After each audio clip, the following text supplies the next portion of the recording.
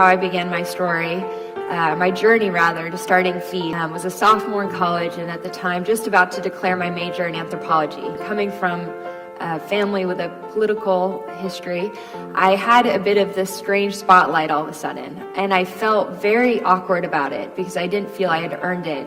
And at the time, I again wanted to utilize that spotlight and channel it for good.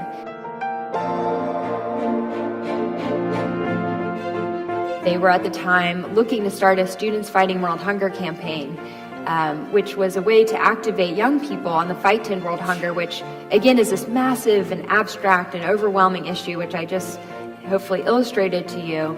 And I didn't know much about it beyond the statistics. I had volunteered here in America at different food banks and soup kitchens with my family, and I had been lucky enough to travel with my family to areas or countries like Thailand and Egypt, and I'd seen a bit of hunger firsthand.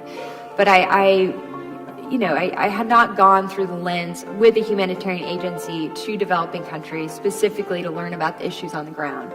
So this picture was taken on my very first trip to Guatemala, again when I was about 19 years old. And this was a little boy. This was taken on my very first stop on that very first trip to Guatemala.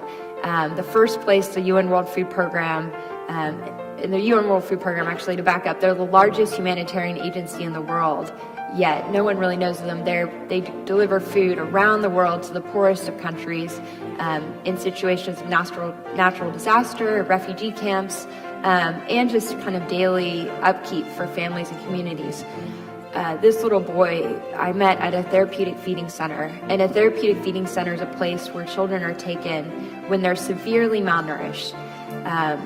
And we walk in, and a lot of little kids are sitting around tables, and they're eating. Most were eating this peanut paste, which has high calories, high fat, high nutrients that these children really needed.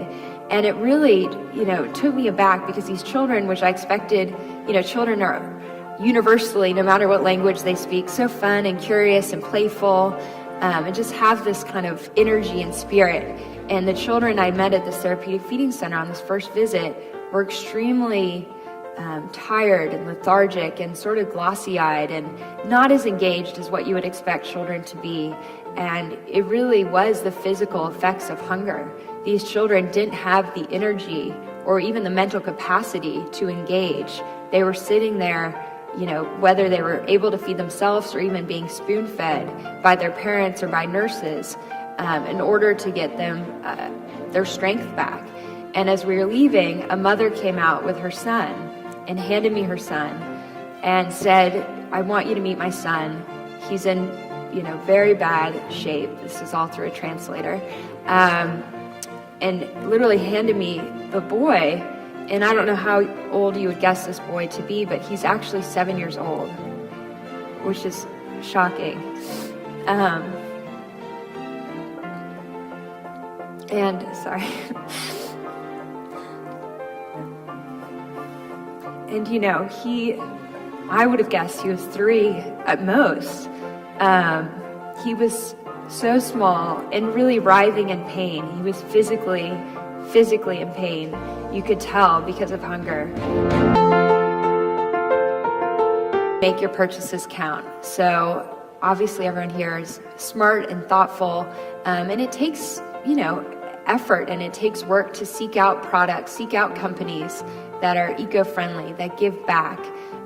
But really, we have such amazing power with our consumer dollars.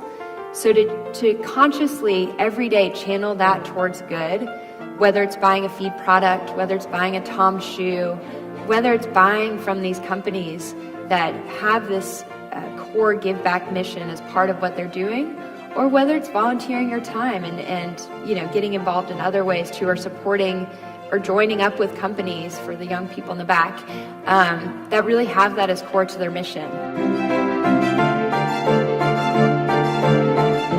Secondly, I would say find your cause. I mean, there's so many amazing causes that every day we hear about, and I would say it almost gets overwhelming, the amount of need in this world and the amount of causes, and we're all, have that goodwill and want to do more and want to give back. And I would say it's really powerful not to say, oh, I don't care about these other causes, because I personally do care about, cancer and heart disease and sex slavery and all these different things that are happening, yet I have chosen to focus on hunger. And I think it's really powerful to kind of put your stake in the ground and dig in deep with one cause. And lastly, I would say apply your passion. I think the secret sauce in all this, from my experience at least thus far, is when you can combine your passion and your creativity and put it towards a virtuous use, put it towards trying to make the world a better place. There's nothing more rewarding and there's nothing more wonderful. And I think that's truly where we're going to be able to solve a lot of the biggest issues that we face, is when we take that creative and concerted effort to apply our unique passions, our unique talents to really making a difference.